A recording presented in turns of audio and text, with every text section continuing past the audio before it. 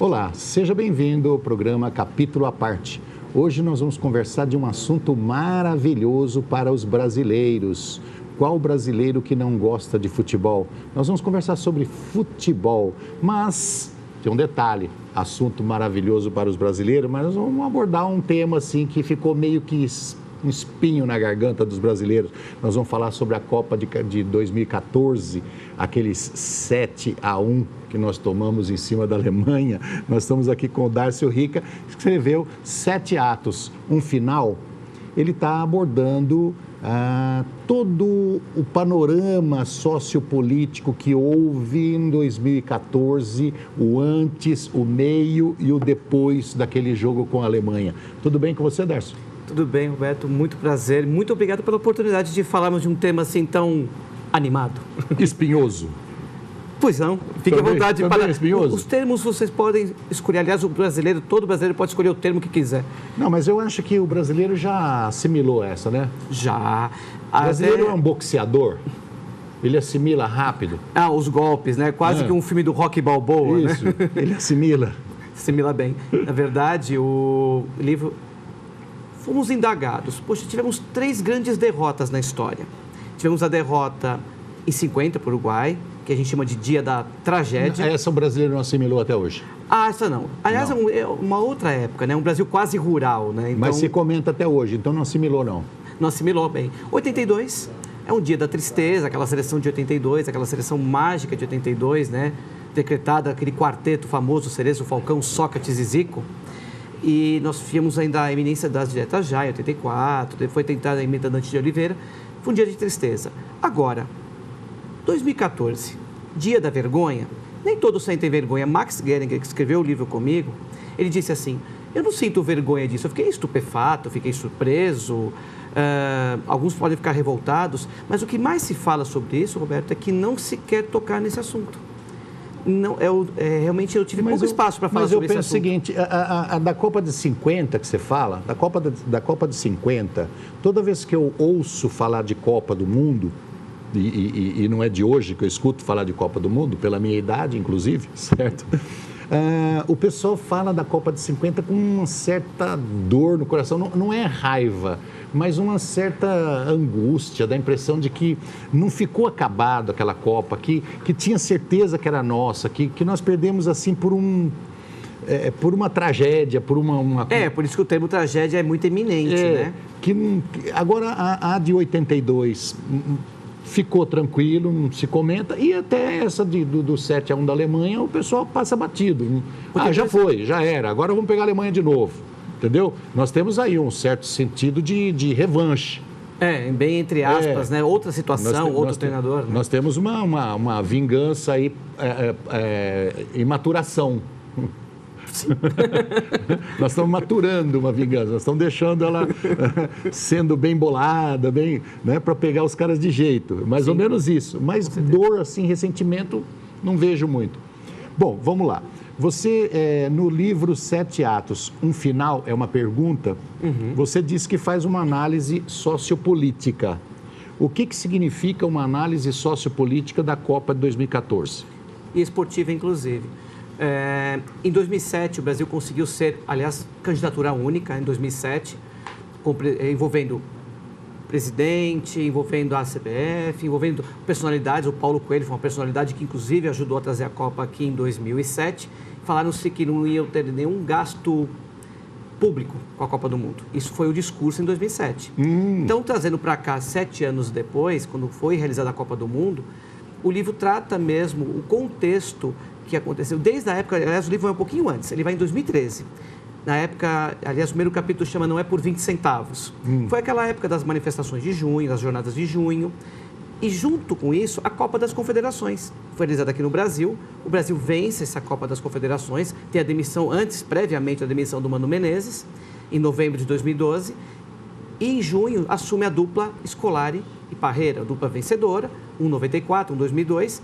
A CBF, com o Marim de presidente, José Maria Marim, eles resolvem mudar a comissão técnica para 2 que venceram numa época, e se esquecendo da atualização que um esporte como o futebol é de alto rendimento, da atualização desses dois vencedores no passado, o futebol é muito dinâmico, atualiza-se muito, e uma seleção jovem, uma geração ainda sem casca, né? Sem experiência, uma seleção com medo de síndrome de Barbosa, que é o goleiro da Copa de 50, né? Isso refletia muito nessa geração. Então, o livro começa realmente fazendo uma análise sociopolítica dos gastos com a Copa, do financiamento do BNDES para os estádios, sedes como Cuiabá, que depois se manteve mais com 1 ano depois da Copa, com o escritório funcionando em Cuiabá, por 1 ano depois que a Copa se realizou. E campeonatos de infelizmente, baixíssima expressão, Cuiabá e propriamente Brasília. Então, os estádios foram construídos, até estádios, inclusive, construídos do nada, né?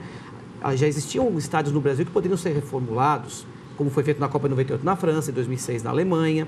A Copa realmente dá prejuízo para o país. Depois, o que vale é o investimento que você tem na Copa. É o legado que eles falam. É o tal do legado. Que não ficou legado. Não ficou legado, né? E, aliás, o que se tinha medo é que não tivesse, que a Copa não fosse um bom desempenho dentro de campo. Os jogos, as partidas serem realizadas, elas aconteceram. Isso foi legal. Porém, o Brasil teve essa questão mesmo do desempenho que vinha se arrastando ao longo da Copa e culminou no 7-1. Mas a análise sociopolítica e esportiva é comparar desde 2013, com a Copa das Confederações, que o Brasil vence a Espanha, que já estava em decadência, aí começou-se um oba-oba. O Brasil faz um gol a 1 minuto e meio, um gol com o Fred, depois de um show da Ivete Sangalo no Maracanã, animando a festa, né, literalmente a torcida. Fred faz 1-0, depois o Brasil consegue construir o placar de 3-0, vinha mal na Copa das Confederações, é fato, mas o Brasil meio que deita no berço esplêndido, que é um capítulo que a gente trata depois. Então aí é que você fala que entra a sociedade de uma maneira geral, a sociedade em geral dando um oba-oba, porque nós vamos ganhar a Copa. Vamos ganhar a Copa, né? Muda um pouco do hashtag Imagina na Copa, hashtag vai ter Copa, hashtag vem pra rua, muda um pouco com aquele sentimento do brasileiro. Do ganhamos a Copa. Exato. E a geração... Aqui no Brasil é nossa. Pois é, e a geração selfie, porque era uma geração ainda imatura. O reflexo disso é o Thiago Silva, nosso capitão na época, chorando, sentado em cima da bola antes da disputa de pênaltis contra o Chile, acalmado pelo Paulinho, era nosso capitão. Então, ninguém queria passar pelo papel de vilão. Por que geração selfie? É muito importante porque mostra uma geração... Davi Luiz, por exemplo, muito querido pelas crianças, então ele rivalizava com o Neymar em termos de popularidade. Era uma geração que, um pouco do deslumbramento, o que eu faço com isso, como é que eu lido com essas emoções... Uma comissão técnica que precisava fazer uma reciclagem, se reatualizar, mas ficou muito de um... Quase que o já ganhou. O Parreira solta uma frase importante: estamos com uma das mãos na taça. A CBF é o Brasil que deu certo. Ele fala algumas coisas motivacionais, mas que dentro daquele contexto que o país estava passando, podia ser muito perigoso. E o foi. Bom, então, a análise sociopolítica, eu considero que você está avaliando da seguinte forma. Primeiro, dentro da política, nós tivemos a interferência dos políticos brasileiros, da alta cúpula da política brasileira, lá o executivo brasileiro, interferindo diretamente na Federação Mundial de Futebol, certo? Para que a Copa viesse para cá. Perfeito. Ok? Ok. O povo brasileiro, imbuído desse sentimento que você disse que já tinha ganho a Copa das Confederações, então a Copa é nossa, também vamos junto, todo mundo brilhando, gritando na rua, dando risada porque a taça já era nossa. Então esse é um movimento sociopolítico que faz com que a Copa venha para cá e haja um oba-oba na sociedade em geral, política, sociedade de uma maneira geral. Mas tem dois aspectos aqui que você citou na sua explanação que me deixou um pouco intrigado. Quando se falou de trazer a Copa para cá, você disse que alguém falou, não, vai ter custo zero. É isso? Sim, na época foi falado do próprio Ricardo Teixeira, que era o presidente da CBF. Custo zero significava assim, nós não vamos gastar nenhum tostão com estádio, com nada? Com recursos públicos não, só pela iniciativa privada. Chegaram a falar isso? Sim, porque em 7 anos... nós acreditamos nisso? Nós, eu estou dizendo eu, brasileiro? Não, nós não acreditamos, mas isso que foi o que foi propagado, né? Só que, aí depois, depois começou a se falar de parceria público-privada, as PPPs. Vamos caminhando, até chegar ao que realmente, de fato, os recursos públicos que foram injetados. Darcio, você acredita, você como pesquisador, quando o cara fala uma besteira dessa, certo, de que vai ter custo zero uma Copa, que em lugar nenhum do mundo existe uma Copa com custo zero, o cara não sei nem quem falou, eu não preciso nem citar, certo? Fala uma besteira dessa que vai ter custo zero, você acha que nós, brasileiros, acreditamos no primeiro momento? Não. Nós acreditamos que eles não iam fazer um estádio onde só tem cabra, bode, não tem time de futebol. Acreditamos que eles não iam fazer um estádio lá? Pois é. No meio da mata? Não, nós já estamos bem calejados sobre isso, né? Mas o sentimento que foi da questão... é uma Copa no Brasil. Aliás, inclusive, a Copa ia ser acessível a todos. Não, o legado... tinha negros no estádio. Engraçado, você fala assim, uma Copa na Alemanha, uma Copa no Japão, uma Copa nos Estados Unidos, qualquer lugar do mundo, você fala assim, deixou um legado. Ou seja, o produto que eles fizeram e gastaram por isso... ele tem um benefício social depois da Copa. Sim. Ou seja, se é futebol, os estádios estão preparados para receber partidas de futebol, eles estão preparados no seu entorno com uma infraestrutura boa para, de repente, receber eventos sociais. Não são construídos do nada, já existem. Eventos sociais, como show, de repente uma pista olímpica, atletismo de uma maneira geral, que tudo compõe um campo, um estádio de futebol. E certo? Acessível ao público para poder utilizar. No Brasil não foi feito nada disso. Nada disso. Hoje os campos de futebol, pelo menos metade deles, está completamente sem uso. Sem uso. E você, por exemplo, o Maracanã, que é um ícone, né, do futebol brasileiro, ele foi reconstruído depois para os Jogos Olímpicos de novo em 2016. E esses estádios de futebol, por exemplo, de Brasília ou de Manaus, todos eles não fizeram, como eu disse, agregados, ou seja, coisas em volta do campo que desse mais espaço para competições. No caso de basquete, vôlei, natação, corrida, treinamento olímpico de uma maneira geral, como atletismo. Só entregou para os encargos da FIFA, as exigências da FIFA. E isso foi estrategicamente foram escolhidas as cidades. Isso é uma pena, não é? Isso é lamentável, isso é uma coisa do Brasil. Vou dar um exemplo para você, por gentileza. Existe condição de ainda recuperar isso? Falar, olha, esse estádio aqui nós vamos colocar uma infraestrutura nele ao redor que dê para fazer treinamento de atletismo, quadras e tudo mais? Acho bem difícil por conta da localização e da proposta que você tem em termos públicos. Porque foi um gasto público, tem que ser o retorno para o público. E isso realmente eu acho bem pouco provável, porque eles têm um padrão FIFA Porque a FIFA ela chega com o seu circo, até um capítulo que chama O Circo Está Chegando. A FIFA chega com o seu circo, que é muito maior em proporção como o da Fórmula 1, que você tem o Grande Prêmio aqui de Interlagos. Ele chega com toda aquela estrutura, marketing, impondo a sua marca de cerveja, que é uma coisa da FIFA mesmo. Tem os gastos, mas assim, cabe ao país aproveitar isso da seguinte forma.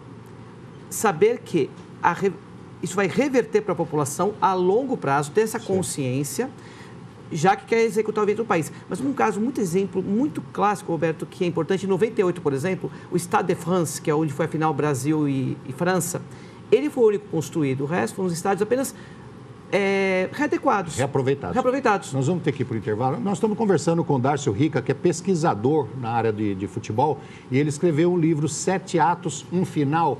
Ele fala sobre tudo que envolveu a nossa derrota para a Alemanha em 7-1. Nós vamos para um rápido intervalo e já retornamos.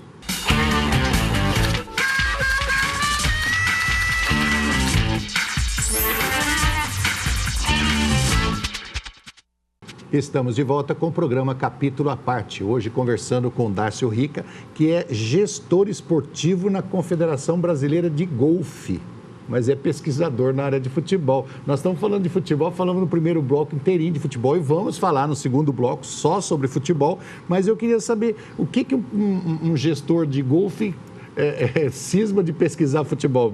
Porque eu comecei, na verdade, não era natural você pesquisar golfe também? É porque eu sou administrador de empresas e quando o Brasil perdeu para a Itália em 82, Armando Nogueira disse, o Brasil perdeu para a Itália por uma questão tática.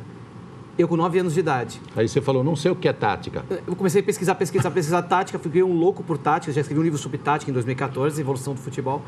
E aí eu escolhi a administração por conta da estratégia e da tática de jogo. Tá bom, então nós vamos fazer um outro programa, certo? Nas próximas semanas aí, vou marcar um outro programa com você, para você explicar para mim e para muita gente o que é tática, porque eu também não sei.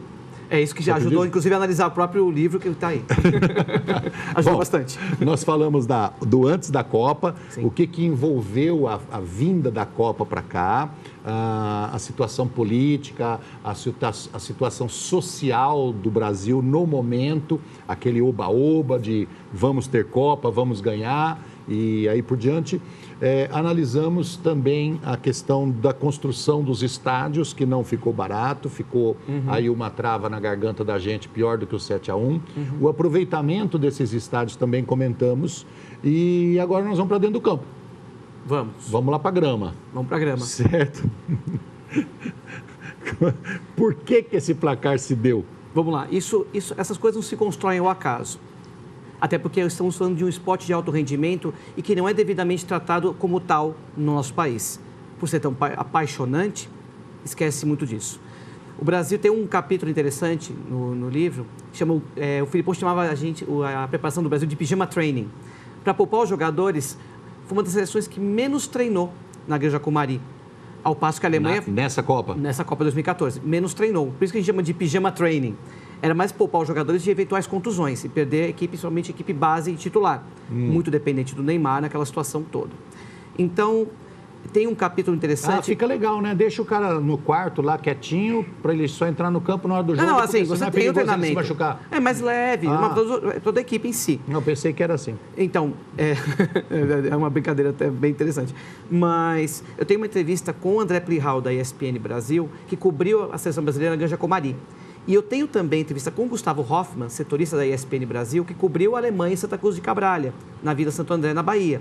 Então é legal ter o paradoxo, os dois contrapontos entre a preparação do Brasil e a preparação da Alemanha. A Alemanha já era para ter sido campeã em 2010. Começou-se um trabalho com a geração de 2006. Em 2010, uma cabeçada da Espanha, o Carles Puyol na semifinal, a Espanha foi campeã, derrotando a Alemanha na semifinal. Chega em 2014, já tinha um projeto, foi todo aquele processo com os índios, lá na povoação da Alemanha em 2014. Então, já se percebia que o Brasil, depois desse ano sabático, que a gente chama também no livro, de se preparar, ganhou a Copa das Confederações, estamos tranquilos, vamos poupar. Alguns amistosos, mais tranquilos, e começou-se a ter um relaxamento. Além da desatualização dessa família escolar, que foi lá em 2002, 12 anos depois, o Brasil não se preparou, e enquanto as outras seleções se prepararam, o Brasil ficou mais à margem. Tanto que o resultado, o Brasil vai se arrastando na Copa do Mundo até chegar até na... Ô, Darcy, desculpa te interromper. Imagina. Mas tem uma frase, eu não sei se foi dita pelo Ford, não tenho certeza absoluta se foi dita pelo Ford.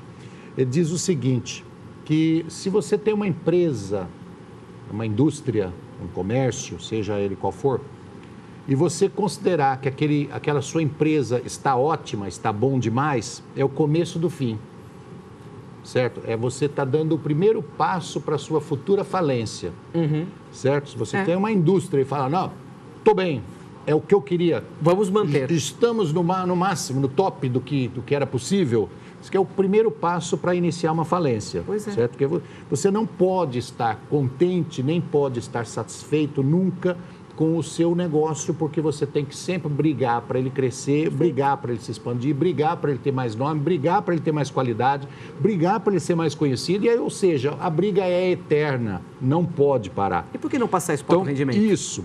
Aí você me cita o seguinte, a Alemanha evoluiu no futebol, que vem até uma associação do Barcelona, fala assim, o Barcelona começou a jogar um outro futebol, que não era aquele futebol jogado pelo Brasil. Né? O Brasil jogava um futebol e, de repente, aparece lá na Europa um estilo de jogo completamente diferente daquilo que a gente conhecia, dos dribles secos, das jogadas individuais, jogar para o público, né? Fazer aquele jogo bonito. Eles não, eles jogam lá para ganhar. Eles são objetivos. Né? Olha, eu vim aqui para ganhar. É isso que o público quer.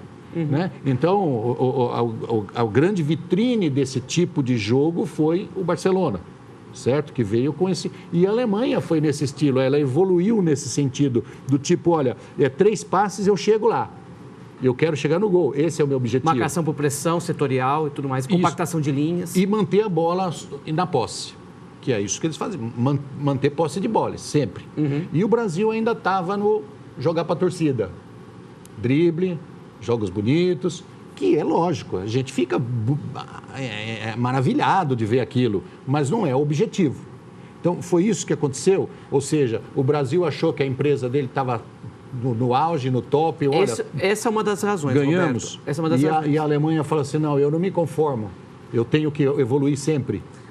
Esse é um dos pontos importantes. Só um detalhe, o Brasil ganhou da Alemanha em 2002. A Alemanha foi vice-campeã.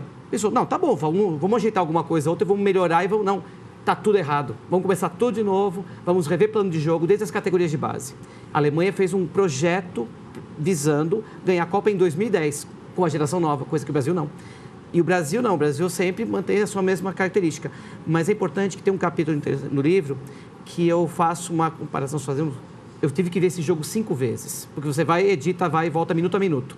Desde a expressão dos jogadores no hino nacional, até a entrevista coletiva do Júlio César e do Davi Luiz, que dão depois do jogo, chorando. Então, fiz minuto a minuto. Então, mostra desde a expressão de um torcedor, desde um xingamento ao Fred, porque era chamado Cone na época da Copa, até o jogo minuto a minuto. E isso você consegue perceber de um distanciamento fora emoção. Muito tempo depois, uns 3 anos depois, você percebe que o negócio ia dar ruim.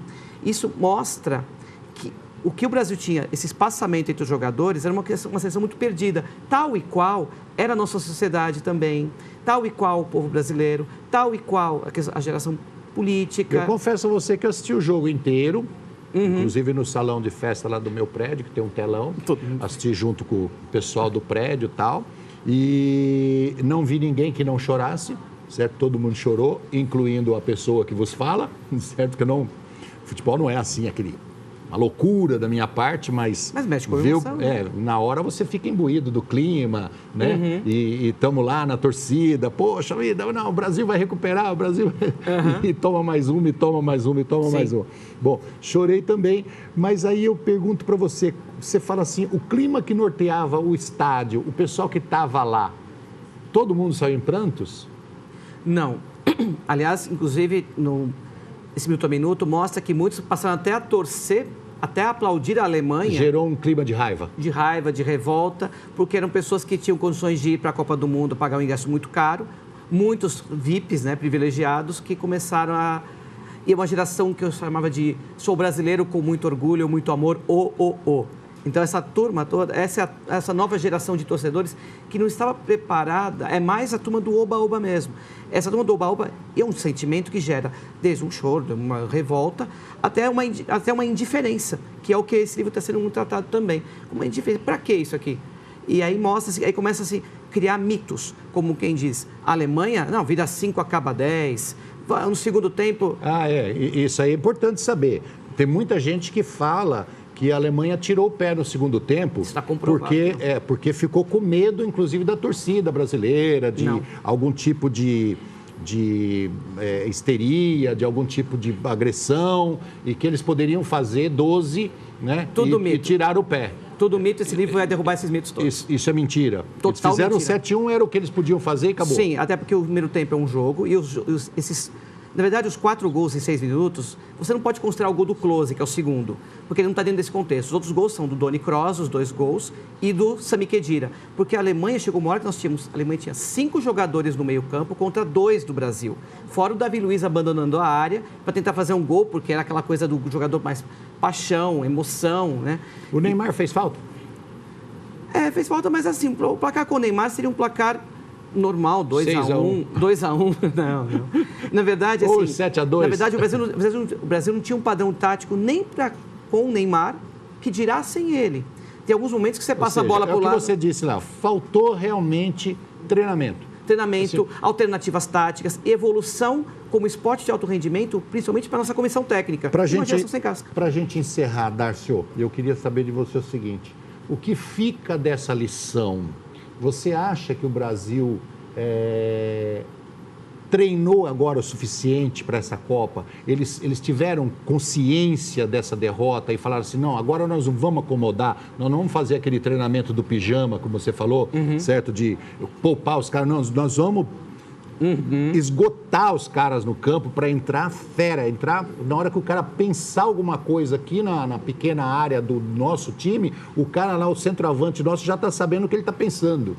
Nós treinamos o suficiente para ter telepatia dentro do campo? Nós temos uma comissão técnica muito preparada para isso. Aliás, um dos reflexos, por isso que chamou um final esse livro, porque a expressão na época falou assim, gol da Alemanha. Tem que ter telepatia dentro do campo. Não, pois é, né?